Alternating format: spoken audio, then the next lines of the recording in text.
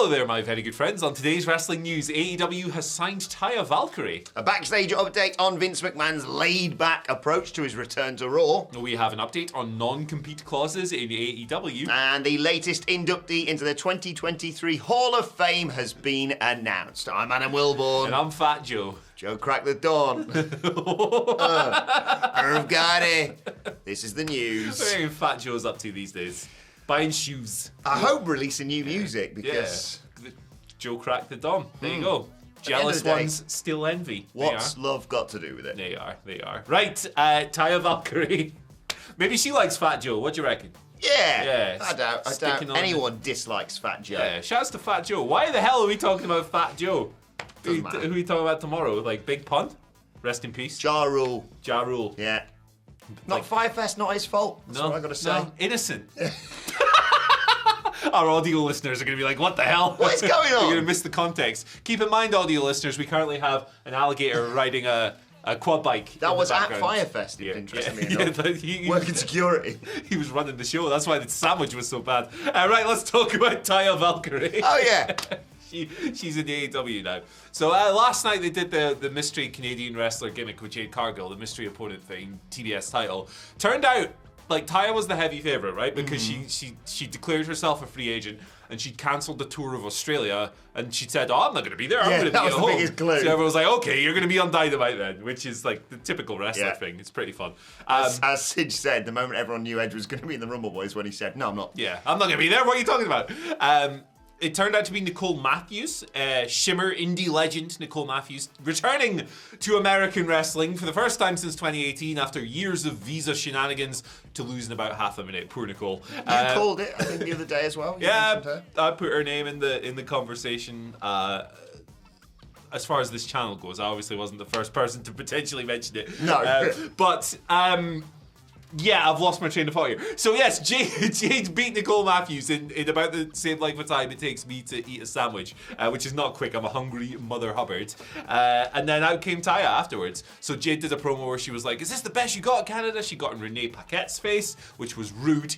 Leave Renee alone. That's nasty. So Jade versus John Moxley confirmed. Taya came out face-to-face, big ring entrance. She's obviously Canadian, so that kind of, it was like a subversion of the mystery spot. It was like, maybe you thought you were going to get her, you didn't, and then you did.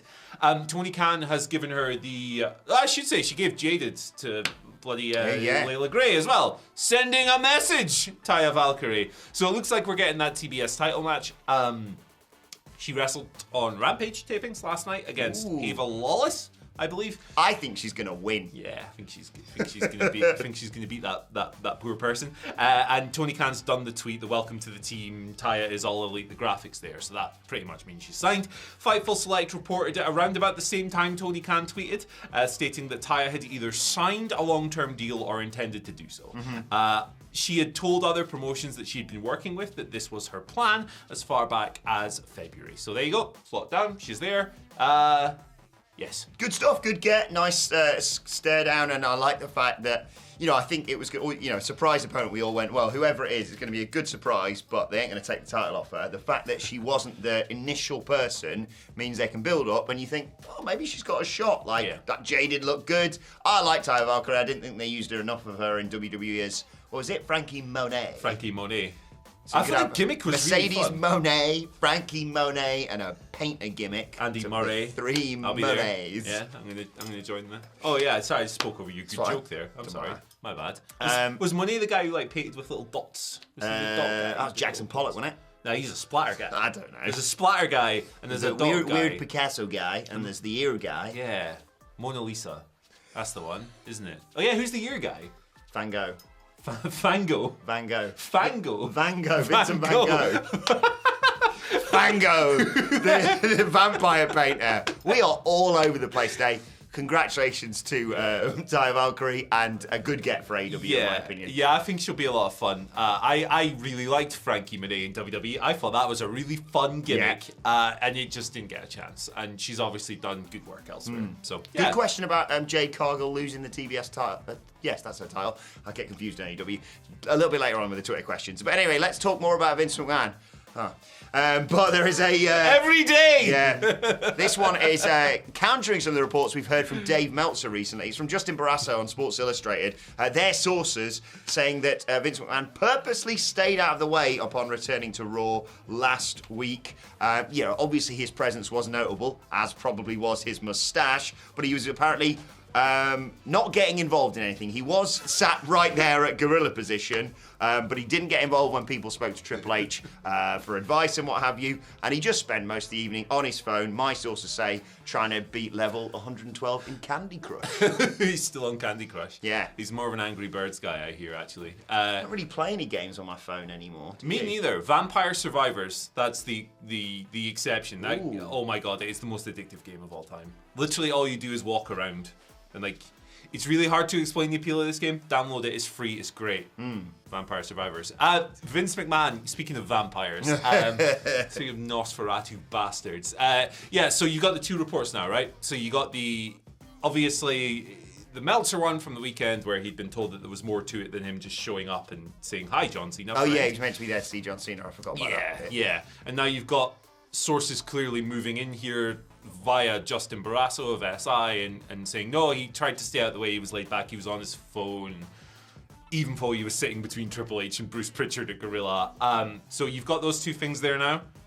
Which one do you want to believe? That's up to you. I know which one I believe. Not denying either a person's reporting, but sources are interesting. Yes. Yeah. Anyway, I refuse to believe that Vince McMahon was there just to chill. Put it that way. I think he was just there to... I hope he constantly held a newspaper there and then slowly revealed his mustache as people were walking out ready for their match. What? And to be fair, that report does acknowledge as well that this could just be part of a Vince plan to give himself carte just blanche. don't mind me, I'm just being laid back here. Also, I'll be running this place again when the Saudis take it, so... That's Fat Joe. Laid back. Is that a Fat Joe song? Irv Gotti. Yeah. Leave Irv Gotti alone, man. What's the way he says it in that song. What's he up to these days? I'll check. You do your next story. All right, non-compete clauses in AEW. A lot of people don't have them. What? Fightful Select coming through with the update here, noting that unlike WWE, where such things are standard, some AEW contracts do not have non-compete clauses. Now, typically WWE will give you 90-day non-compete, means you can't work or sign elsewhere for that period if you're on the main roster, and if you're a developmental wrestler, NXT, 30 days. It's a little bit less. It's quite a lot less, actually. But for the most part, AEW doesn't have that. Now, it's noted to Fightful that AEW doesn't generally release people early, apart from when there's extenuating circumstances, and you can run through that list of names if you want. So they haven't really had to utilize them, because typically, with WWE, and this isn't part of the report, but typically in WWE, a non-compete clause is only when you get cut. If your contract expires, it doesn't usually apply. The majority of AEW's departures have been contract expiries or non-renewals rather than people being cut. There are exceptions, obviously. Jimmy Havoc, notable one, but there's some others. CM Punk has been cited here as an example of someone who, if he wanted to negotiate an early release from his contract, there would probably be a non-compete clause preventing him from going to WWE immediately put into that. That would have to be a term of the agreement. And it's noted here that early releases are done on a case-to-case basis, which is sensible. I'm not pro non-compete clauses at all. From the company's point of view, they want to restrict people from working for competitors and being advantageous as well, blah, blah, blah, blah, blah. I'm pro-worker. I'm not in favour of them. So I'm glad that the bulk of AEW contracts don't have them. Yeah, completely agree. It's understandable, like you say, in certain situations that they would be well, hang on a second. Yeah. You can't, get a load of momentum here and then immediately jump to the other place. But I agree with what you say, pro-worker. I'm always here. Irv Gotti, what's he up to? Not much. I've checked his Wikipedia, and I think the last thing I've seen, he did a song with Kanye in 2019. Tarnations. I haven't seen anything for a while. Who else have we got? I think we're walking into dangerous territory. Sheik Luch, what's he up to these days? Well, I was going to try and find out about the Terror Squad, and then I thought probably shouldn't find out. I hope Ashanti's doing all right. I love Ashanti. It's a good song, man. Yeah. Deal with the eel.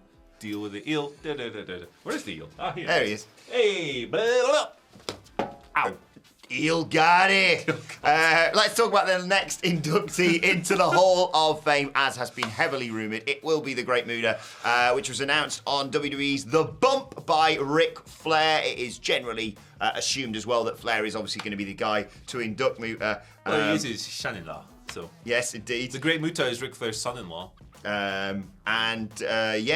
an incredible career he's had, obviously. Interesting that he's not ever done anything in WWE, of course, although he's worked with Shinsuke as part of that. What was it, Noah, the match? They had the Noah match, which was like, it was like, what the hell? How a WWE person's going to this Japanese? That was cool. It was cool. It was a cool thing to do. Yeah, nice. And a nice touch as well, as noted by Nate. He shares a special bond with Keiji Muto due to the time spent with Rick's son Reed 2 days before his tragic passing back in 2013.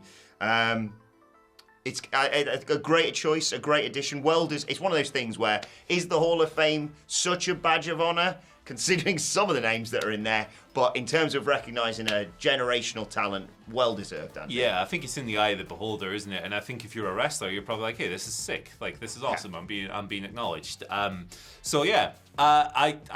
think this is fun because it's not someone who had like a WWE career. Mm-hmm. It's just a figure from wrestling. Obviously, he's like made an impact in American wrestling through his 2 runs in WCW / the NWA, 80s and 90s.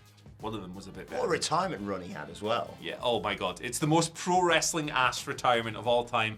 The guy had let's count them up actually. I think he had 5 final matches. So, what a carny. Was he one with Sting and that? So he had Shinsuke, right, on the 1st of January, which was his final... Was his final singles match as the Great Muta? Maybe. Yes, that's when what he got was. misted. Yeah, Nakamura misted him. Then he went to New Japan and had his final match in New Japan. Right. Then he had the final bye-bye, which was his final match as the Great Muta. Right. And then he had his final match. Seriously, this is the final match. Against Tetsuya Naito, but there's more. So he had the Tetsuya Naito match, which was billed as his final match. And then he wrestled Masahiro Chono seconds afterwards, after the bell. So he had 5 last matches, this guy. What a guy. I love it. He'll be back in like 6 months as well. Well deserved. So we got Ray, we got Great Muta, and the other names suggested right now are Stacey Keibler, Batista, and of course Victoria. There you go. Mainly suggested by me, but I will keep suggesting it until it happens. Celebrity Wing, Fat Joe.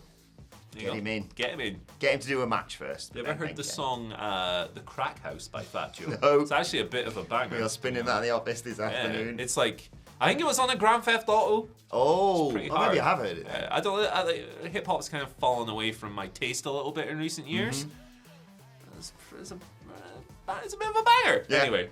Let's move on to your Twitter questions at WhatCulture WWE if you want to get in touch with us today. First question today comes from Marky Louis G, who I talked about a little bit earlier. He says, hi gents, what do you think of either having Paige, Saraya, Storm or Ruby take the belt off Jade Cargill? She's a homegrown talent. It sheds light on the TBS belt, and the inevitable 3v3 and championship rematch would have so much potential. Yeah, you could kind of screw her out of the belt as well with the Outcasts group. Mm-hmm. Because that way you could turn Jade face, or you could send her away for a bit, send her off to Japan like we spoke, which I think would be really, really good for her. I love Jade. I think she's quality. I really enjoy the Outcasts. They are so chaotic. Yes. It is, especially Saraya. Calling people twats. What was it? She said you neckbeard, smelly twats. Yeah. Yeah, and then Tony got the mic and went, listen up, fat people.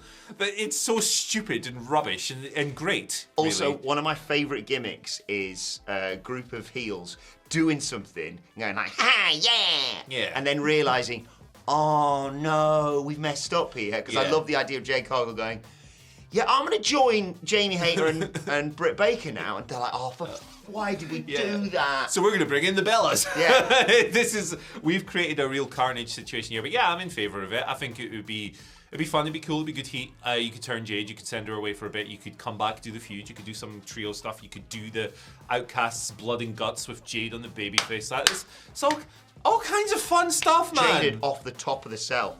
Whoa. Commit a federal crime. Maybe don't do that. Yeah, don't do that. Don't do that. Didn't someone suggest wasn't it? I saw something recently about Edge, like spearing Finn Balor off of Hell in a Cell. Yeah. And someone tweeted, They'd die. Yeah, they would literally die. Like, no. Don't do that. Don't be silly. It's a point why people just fall off it, because you can slightly control Yeah. that. Alberta Booze Cruise gives us our second question of the day. Alberta. Yes. Calgary. Yep. Hear me out, boys. Okay, here we go. Cody wins at Mania. Roman wins King of the Ring and is gifted a title. Sammy wins Money in the Bank and cashes in on Roman and wins. And at the Rumble, Jey Uso wins and challenges Sammy at Mania 40. Thoughts? Can you repeat that? Because I think I got lost. So I think the plan is Cody wins all the belts and says, "Oh no, I shouldn't hold both titles hostage. I'll take the WWE champion, well not I'll take them, but WWE Championship, my dad's history, blah blah blah. Yeah. Universal Championship is whoever wins King of the Ring. Roman comes back, wins King of the Ring, then loses to Money in the Bank winner, come on, Sami Zayn, and then Jey wins the Rumble and challenges Sammy at WrestleMania. Okay. All right. Okay. And it's a good idea for now. I think stories change for and. I'm not saying that none of these guys will be over by then, but yeah, things change fast and the more time passes, the more I think Sami Zayn should never win the belt. Yeah. Sometimes just the babyface not winning is the right story, and for me, Sami Zayn, kind of heartbreaking figure who never wins the big belt, agonizingly, is really great. And I know a lot of people will disagree and go, "Oh, he deserves it," and yeah, like he's extremely over. He does kind of deserve it, but sometimes heartbreak is just the best story. So like, I wouldn't go down this route, but I think there's a very compelling argument to go down this route. Yeah. I'm a huge hypocrite because I do this all the time, but I really don't like it when, and especially don't like it when WWE used to do it, where they go, "Here's next year's Mania main event." I'm like, well, what if someone gets over in the interim? Yeah. So as much as I love Jey Uso and Sami Zayn now, and I think they could have an absolute ripper of a match, by the time next year's WrestleMania rolls around, who knows? Tony D'Angelo could become world champion in that time. So let's not rule anything out. The eel might be exactly. there. Fat Joe might be there. But I do still stand by the fact that I think more so than ever now, giving Sammy Money in the Bank could be very interesting indeed. Let's move on to today's final question. Which, we talked the other day about how you get Ray to finally fight his own child. Yeah. The Jinx on Twitter, I hope I've got that right, it's just JNX, but I'm assuming Jinx. The Jinx literally just followed us on Twitter, at WhatCulture and sent us this. "I think Dominic is going to rip the mask off of Ray and that will cause him to fight." Yeah, that's a good way to get to it. Like the sacred nature of the Lucha Libre match. So one thing he has, he's pie-faced him, he's terrorized his family. The one thing he hasn't done is disrespect or little shit. And of course, it's particularly sacred with Ray because Ray Mysterio has never taken his mask off. He never had that run in WCW where he wrestled without the mask completely needlessly. So that never happened. So we've never seen it. So it's a good thing. Do you know a fun tour story about Ray Filthy Mysterio? Animal. We obviously had him in WCW. He was absolutely lovely, and we were travelling back from one of our shows, and obviously he's not going to keep the gimmick on all the time. Went to a little service stop, and one of the blokes who was working there, was a massive wrestling fan, recognised him and said, "Can I have a photo?" And Ray went, "No, obviously not." I've got a mask on, Chief.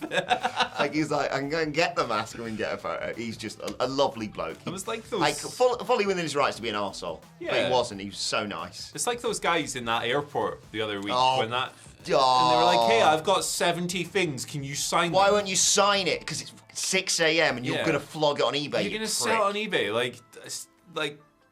Don't be an asshole, man. CM Punk is a divisive figure, but he was not wrong about that whole, "You shove it in my face because you're too lazy to get a real job." This is it, man. This is it. And leave people alone in airports as well. Yes. For goodness sake. The airport is not a happy place a lot of the time. No. So we haven't even got any Cinnabons in this country. Yeah, I wouldn't even approach Tugboat if I saw it. I'd go, "Tugboat! Tugboat! Go Tugboat! Tugboat! Give him a wave and then leave him alone. Do you like Fat Joe, Tugboat? Yeah. What do you think of What's Love?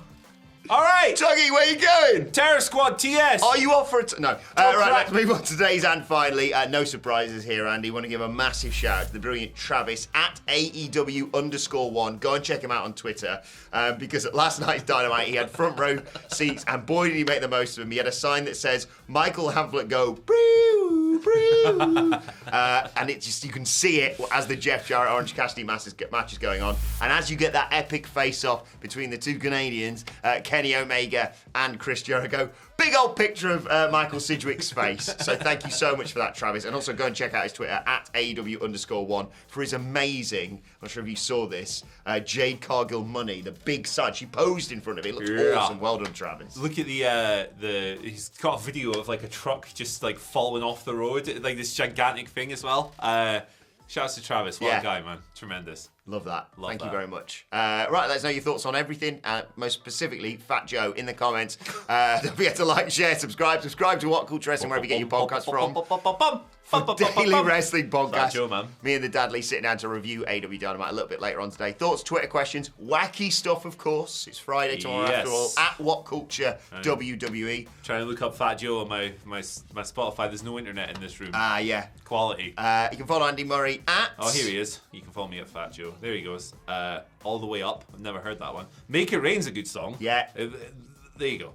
You can follow me at Andy H. Murray. The H stands for Hoop37, Fat Joe. You can follow me on Twitter at Adam Wilbur. Follow us all at What Culture WWE. But for now, my thanks to Andy Murray, to Fat Joe, to Travis, to you for watching. And we will see you soon. TS.